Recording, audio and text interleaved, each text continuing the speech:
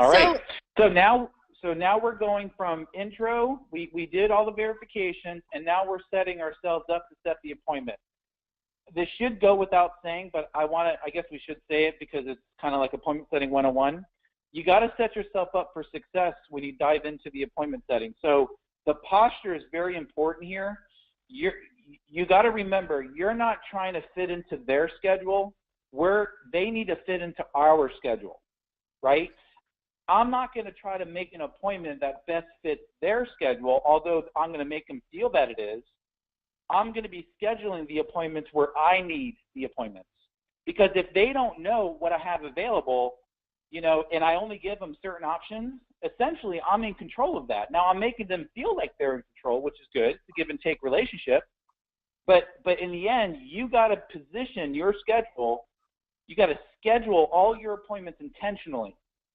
We talk about people who are retired. I will never, ever, ever, in most cases, I would not book a retired person in the evening. It's silly to do it because I can get them in the morning or afternoon. Or it's just things like that. So, or the other way is, if I'm dealing with somebody who works, right, but all my evenings are already booked up, I'm not going to ask them if evenings are better. I'm only going to ask them mornings or afternoons. So now in their mind, they don't even think evenings are an option. And you'll be shocked on how their schedule opens up if this is important. So there's one thing that I find is really, really critical to posturing ourselves, and it's right here highlighted. I only have 15 minutes to show you what you're qualified for. That's not you asking them, hey, do you have 10 minutes for me? When can I see you? And I use it, I put it back to dating. Imagine you're trying to get a date with some, hey, can we go out on this day? Can we go out on that day? And, I only need one night. And like it just kind of sounds desperate, right? With this, it's the same thing. If you're like, listen, I'm busy. I only have one day or one night or 15 minutes. It's a totally different mindset, right? And we want to make sure that we're the ones that are in control, and it's our time that's valuable. Let's tie it together. Yeah. If we have respect for our schedule, it's gonna demand respect from them, right? So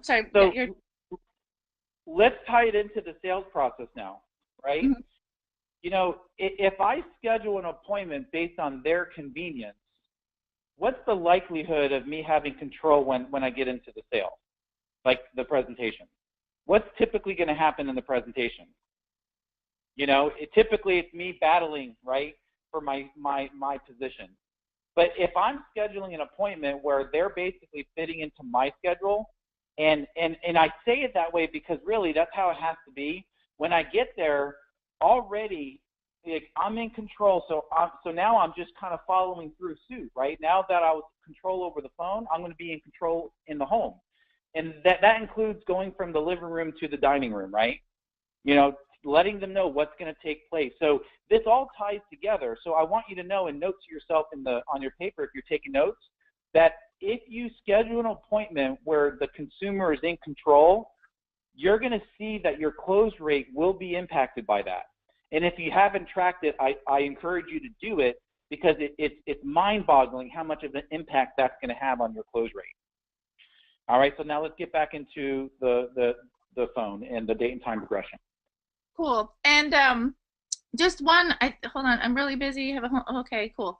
All right, so what's important is that you guys have your calendar ready to go and that you've got predefined times that you're going to be showing people. So that you are in control of your schedule. One of the things we want to make sure that we avoid doing is calling them back. Like if someone says to you, hey, I can't talk, can you call me later or whatever, if you give into that callback, you have now just given them all the control in the world, okay? So what we're going to show you is how to lead through the date and time progressions and how to get a result now instead of calling them back to do it, okay? So what we recommend... What's that? Go on. Can I piggyback just one quick? I don't want you to confuse the callback for confirming. That's a whole different topic. We should touch base on that too, right? But we're not saying that. I guess what we're wanting you to know is that when you have the person on the phone, that's the best time to get the result. And what we're going to show you right now no matter what scenario pops up, whether they say they need to check with the spouse or can you call me back because I'm busy or whatever it might be, we're going to show you how to still book the appointment and then how to lock it down. That's the key. What's in all of this is how to lock it down to make sure that you're not wasting your time and you're making the most of your schedule. So let's go. Sorry, Mer, to interrupt, but let's go ahead and do the role play or the next part. So what we'll do is we're going to offer, you'll already know from up here, just in the normal, these are the same questions that are on the normal best script. So up here, we're already going to know what their typical work schedule is. So we're going to kind of have an idea on which times we're going to be offering them. So what we recommend is offering them in sets. We call it alternative of choice. So if we know they're home after 6, I'm going to say, okay, I have a 6:30 and I also have a 7:45. Which time is better for you and your spouse when you're both home together? And if they can't take that, then we're going to now give them 2 more times, maybe the next day. But it always should be in couples, and always make sure you wrap around with saying, so which time is best when you and your spouse are both home together? This is mentioned multiple times throughout so that there's no gray area, that this is for both of these guys. Okay? Yeah, and so again, right, we're keeping control, but we're making them feel like they have a choice. You need to do that, right? The consumer needs to feel that, like, think about you. You want choices. You don't just want one option. So we're going to give them an option. And there's a lot of people that only offer one. You know, in our old business, when I used to hear appointment setters say, "How about Wednesday?" Or how about when do you guys? When's good for you guys? We heard that the call team, like, what times with you guys? When are you guys wanting me to come out there? Like that. That's the kind of stuff that automatically gives all of your control and all your posture completely away. So right? Even if you did an excellent job from the intro through the verification, and if you make a weak appointment, now you're setting yourself up for failure, either as a no-show, right, because it's not going to be a strong appointment, because how they're going to think is, well, it was so easy to make the appointment the first time. I'm sure Miranda's not going to mind me rescheduling. Like, she's obviously not that busy. And that's the part you don't want to give them that type of impression. And so what you're doing is you're controlling their thought process. If you don't control what they're thinking as far as the options, then who knows what they're going to be thinking. And I'll give you an example. And I did this about John Ziller, right? Say John Ziller came to Jacksonville and he wants to take me out to dinner because he's a good guy. Now, John Ziller was the #1 producer last year, so I know the guy's making some money. So if John says to me, "Hey, Ben, do you want to go catch some dinner?" I'm thinking, this guy's going to take me to Ruth Chris. You know, he's going to take me, it's going to be like a $100 meal. I'm going to be able to cut my steak with a fork. Like, I'm thinking all sorts of crazy things. But now John's like, "Hey, Ben, I'm in town, man. I kind of want to take you out to dinner, talk a little bit. What do you think about Longhorn or Outback?" So now what John did was he showed me the category of options I have. And so now bring that to your appointment setting side. If I'm SFG and I'm booking the appointment and I'm telling you as the consumer, hey, listen, I'm really busy. I will only have about 15 minutes to show you some different options. I'm going to be in town on Monday and Tuesday. Typically, would mornings or afternoons work better for you? They say mornings.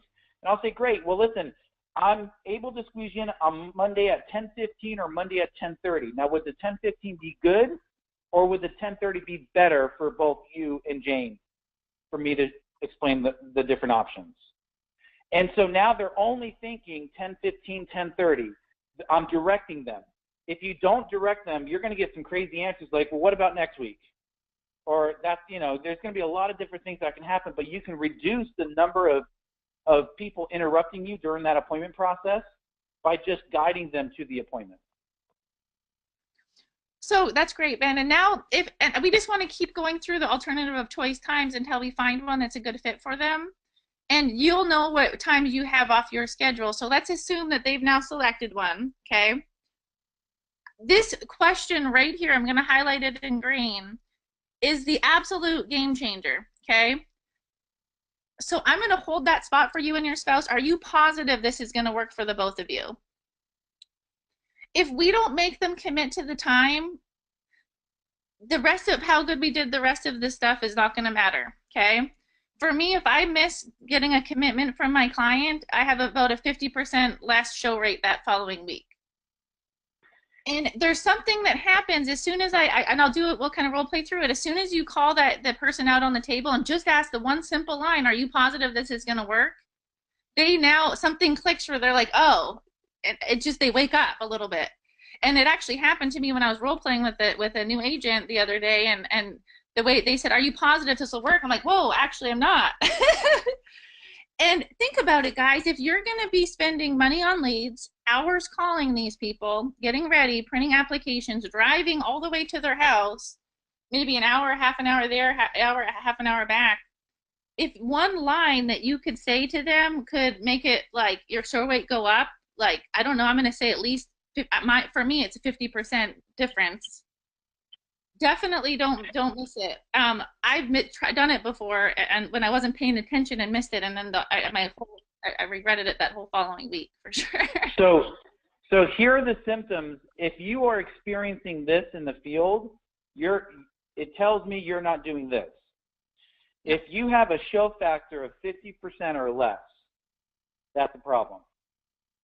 You should be able to get a 60, 70%, 80% show factor, right? And we're saying that because of this line that she's talking about. The reason why people are afraid to say that, it's called fear of loss. But here's the thing. You don't have anything anyway right now.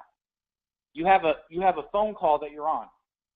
And even though you might pretend that you have a strong appointment, if you accept it and you don't do this, potentially what you're really losing, if you're going to fear anything, fear the fact that you just wasted your time because you could have had a definite appointment on that time slot that you could have been presenting to and helping that family.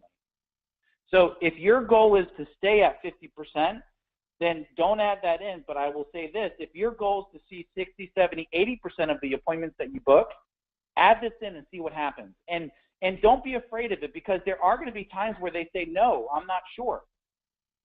That's good. That's what we want. We're trying to pull that out because I don't want to waste my time. I don't want to waste their time. So if that's not going to be good, we're going to move forward in our date and time progression and book an appointment that will be good for them, that will be definite.